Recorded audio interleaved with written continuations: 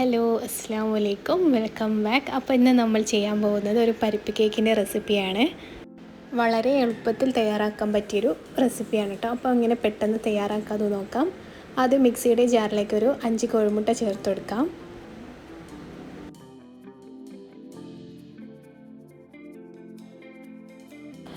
ഇനി ഇതിലേക്ക് ഫ്ലേവറിന് വേണ്ടിയിട്ടൊരു 4 ഏലക്കായും കൂടി ചേർത്ത് കൊടുക്കുന്നുണ്ട്.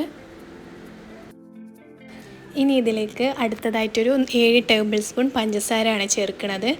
5 കോഴിമുട്ടയ്ക്ക് ഏകദേശം ഒരു 7 ടേബിൾ സ്പൂൺ പഞ്ചസാര എന്നുള്ള ഒരു അളവിൽ ചേർത്ത് കൊടുക്കാം. ഇനി അടുത്തതായിട്ട് ഇതിലേക്ക് 500 ഗ്രാം പരിപ്പാണ് ചേർക്കുന്നത്. ഇത് കുതിർത്ത് ഉപ്പിട്ട് വേവിച്ച് വെച്ചതാണ്.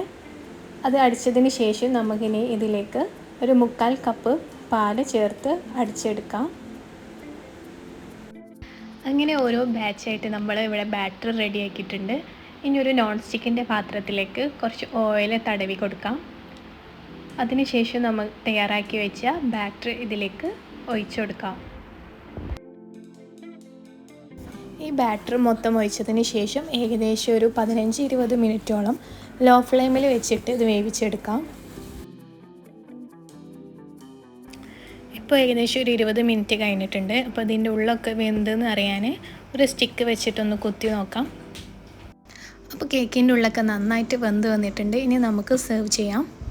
അപ്പോൾ പെട്ടെന്ന് എല്ലാവർക്കും തയ്യാറാക്കാൻ പറ്റിയൊരു റെസിപ്പിയാണ്. എല്ലാവരും ട്രൈ ചെയ്ത് നോക്കാം. അപ്പോൾ വീഡിയോ ഇഷ്ടമായെങ്കിൽ ലൈക്ക് ചെയ്യാനും സബ്സ്ക്രൈബ് ചെയ്യാനും മറക്കരുത്. ഇനി അടുത്ത റെസിപ്പി ആയിട്ട് വരാം. ബൈ.